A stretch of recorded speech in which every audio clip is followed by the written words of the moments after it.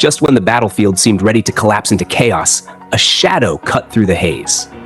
Laplace, the ever-smiling jester of the Moderate Clown Troupe, stepped into the carnage, his lazy grin hiding something far sharper. He looked half bored, half amused, like a man walking into a play he already knew the ending of. But behind that grin, there was something predatory, something cold.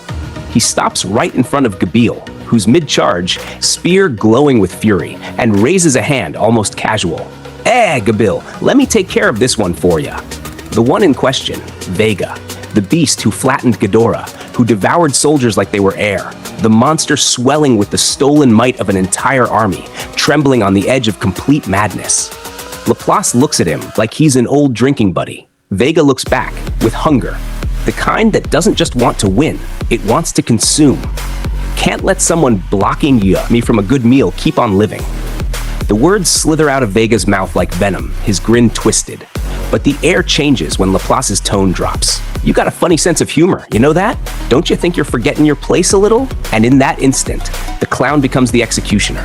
Before Vega can even breathe, Laplace is gone. Then, impact. The ground cracks, dust explodes, and Vega's body hits the dirt.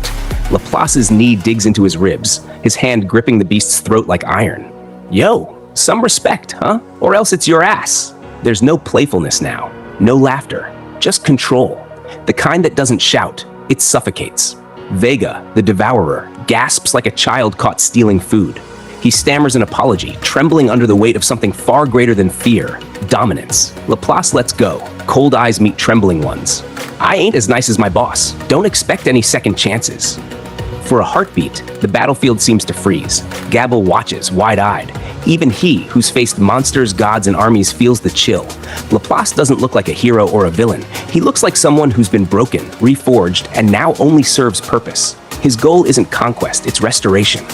Find Kigali, the president. Revive Tyr and Footman. And someday, free Yuki. Vega, terrifying, unstable Vega, is now just a tool, a beast on a leash. And Laplace, the handler. The predator has been domesticated, for now. Then, impossibly, Gadora reappears. The old scientist, the magician of steel and logic, steps out from the smoke, alive. But of course, he says with a smug tilt of his chin, I was fully prepared with emergency measures. His ultimate gift, Grimoire, had protected a fragment of his consciousness even when his body was shattered. Gadora bursts out laughing, half in disbelief, half in relief. You really are impossible, Gadora. But Gadora's smile doesn't last. His gaze hardens as it lands on Vega. Vega, I'm afraid I can't trust you very much.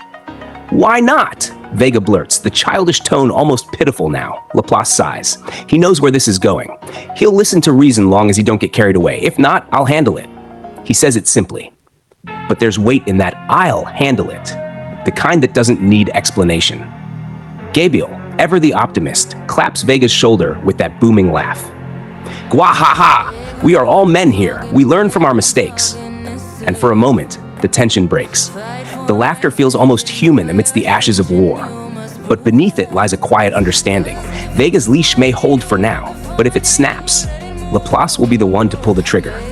As the dust begins to settle, a sharp voice cuts through the air. Sir Rimuru has defeated Lady Velgrynd. Our main forces have stormed the enemy's airship. The message hits like lightning. Sokka's voice, clear, fierce, trembling with pride. Silence. Then, eruption. Cheers ripple through the ranks like fire through dry grass. Soldiers shout Rimuru's name. Monsters roar in unison. The air that moments ago smelled of blood and despair now vibrates with victory. The Empire's morale shatters. The Chimera Knights, leaderless, terrified, begin to retreat. And for the first time in what feels like eternity, the tide turns. Gabil throws his head back and bellows, eyes blazing like twin suns. Ah, wonderful. I always knew Sir Rimuru was cut from a different cloth. Let's go. And he charges. Gadora beside him, the weary Dragon Knight and the reborn Metal Demon, plunging back into the fray as the battlefield transforms from despair to triumph. But while the soldiers celebrate, someone else watches from afar. A quiet smile. A presence darker than shadow. Diablo.